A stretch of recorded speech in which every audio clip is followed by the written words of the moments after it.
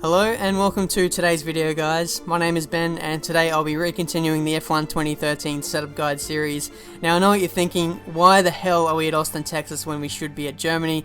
Well, it's mainly because the real life Formula 1 Grand Prix is on at this track this weekend, so I thought it was the perfect timing to release a setup guide for this track since everyone's going to be racing this track pretty much for most of this weekend. So we'll start off with the aero, and we're going with 3-1 today. I found that you don't need too much aero, but a little bit is better than none.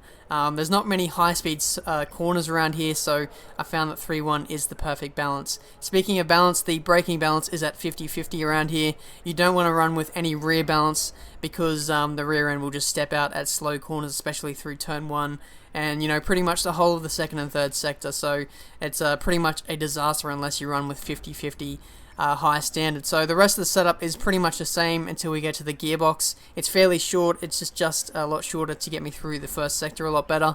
Taller gears just give me so much understeer, so middle gears is where you want to be for this weekend. So that's pretty much this setup. Let's go see how it feels out on track.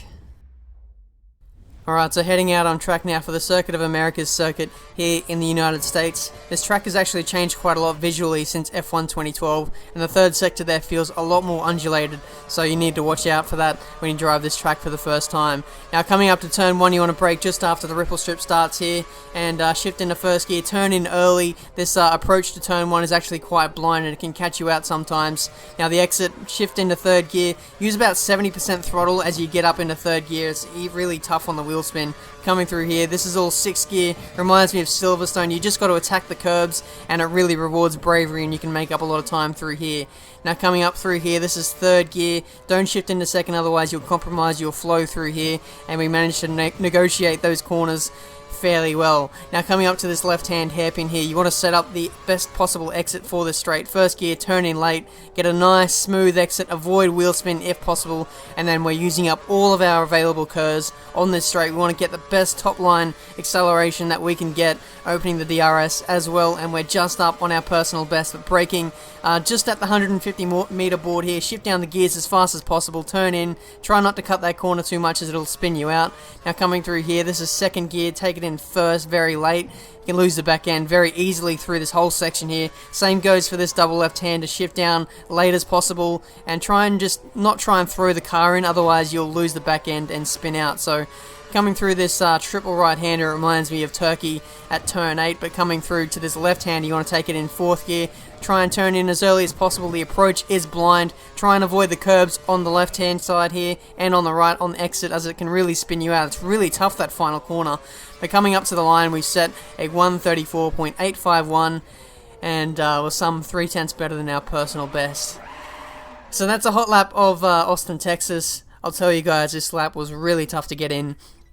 That third sector was really tough to negotiate with the curbs and everything. It seemed that they were all sort of auto spin curbs, and getting on the power, especially out of that final corner, was really tough without spinning the rear end up. So that's been this setup for the Austin, Texas circuit. I hope you've enjoyed it. If you have any questions, of course, about my setups or driving in general, maybe about my wheel or my wheel settings, let me know. I'll try and answer them as best as possible. And just general, like a thing I want to say to you guys. I'm sorry if I haven't been replying to your comments lately, especially on older videos. It's been down to the Google Plus commenting system, so apologies for that. Hopefully YouTube fixes that up shortly. So yeah, I hope you enjoyed this this episode of my setup guide series. If you have any questions, of course, let me know. And yeah, until my next video, guys, I'll see you next time.